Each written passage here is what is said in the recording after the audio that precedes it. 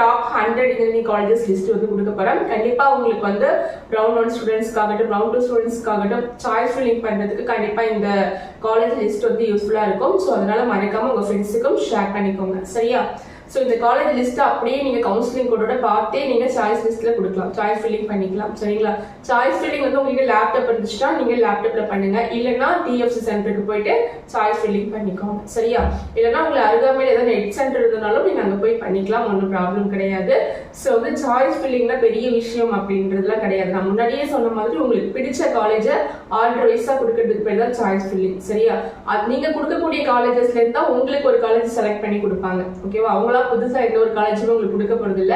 நீங்க எந்த காலேஜ் கொடுக்குறீங்களோ அதுதான் அவங்க உங்களுக்கு செலக்ட் பண்ணி கொடுப்பாங்க. நீங்க கொடுக்கக்கூடிய காலேஜ் ஒரு 100 காலேஜ் கொடுக்குறீங்கன்னா அந்த 100 காலேஜ்ல ஆர்டர் வைஸா பார்த்துட்டு வருவாங்க. ஃபர்ஸ்ட் நீங்க பிஎஸ்சி கொடுத்துருக்கீங்கன்னா பிஎஸ்சி உங்க கட் ஆஃப்க்கு கிடைக்குதா அப்படின்னா பிஎஸ்சி கொடுத்துருவாங்க. அப்படி பிஎஸ்சி உங்க கட் ஆஃப்க்கு கிடைக்கலன்னா செகண்ட் ஆப்ஷன் பார்ப்பாங்க. செகண்ட் ஆப்ஷன் எம்ஐடி கொடுத்தீங்கன்னா எம்ஐடி கொடுத்துருவாங்க. அதுவும் கிடைக்கலன்னா தேர்ட் ஆப்ஷன் பார்ப்பாங்க. இந்த மாதிரி ஒரு ஆப்ஷனா பார்த்து அவங்க என்ன பண்ணுவாங்க, எல்லாமே வந்து உங்களுக்கு சிஸ்டம் தான் இதெல்லாமே பண்ணுது. ஓகேவா? சிஸ்டம் வந்து ஒவ்வொரு பார்த்து அனலைஸ் பண்ணி உங்களுக்கு காலேஜை வந்து சூஸ் பண்ணி கொடுக்குது. ஸோ அதனால நீங்க வந்து பயப்படவே தேவையில்லை. சரிங்களா? உங்க கட் ஆஃப் ஆன காலேஜஸ் கண்டிப்பா நீங்க ரவுண்ட் 1ல இருக்கும்போது ஸ்டூடெண்ட்ஸ் தான் ஃபர்ஸ்ட் போயிட்டு கவுன்சிலிங் அட்டென்ட் பண்றீங்க. அதனால உங்களுக்கு எல்லா சீட்டுமே அப்படியே இருக்கும், சீட் இல்லைன்ற ஒரு கவலையே உங்களுக்கு கிடையாது இல்லையா? அதனால நீங்க உங்களுக்கு எந்த காலேஜ் ரொம்ப பிடிக்குதோ அதுக்கு வந்து இம்பார்ட்டன்ஸ் கொடுத்து நீங்க சாய்ஸ் ஃபில்லிங் பண்ணுங்க. சாய்ஸ் ஃபில்லிங் பண்ணும்போது ரொம்ப பார்த்து பண்ணுங்க. உங்களுக்கு பிடிக்காத காலேஜை வச்சுட்டு அதுக்கப்புறம் இந்த காலேஜ் எனக்கு பிடிக்கவே இல்லை, இந்த காலேஜ் எனக்கு கொடுத்துட்டாங்க அப்படின்னு நீங்க ஃபீல் பண்றதுல எந்த அர்த்தமும் கிடையாது.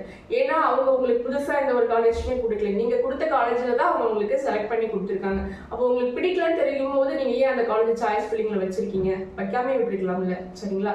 அதனால எந்த காலேஜ் உங்களுக்கு ரொம்ப பிடிக்குதோ அதை சாய்ஸ் ஃபில்லிங்ல வச்சு காலேஜை சூஸ் பண்ணுங்க. கண்டிப்பா எல்லாருக்கும் நல்ல காலேஜ் கிடைக்கும், எல்லாருக்கும் நல்ல எதிர்காலம் அமைய வாழ்த்துக்கள். நீங்க வந்து ரவுண்ட் 1 ஸ்டூடெண்ட்ஸா இருந்தீங்கன்னா அதிகபட்சமா உங்களுடைய டார்கெட்டை பிஎஸ்ஜி எம்ஐடி இந்த மாதிரி காலேஜஸ்ல வைங்க. சரியா?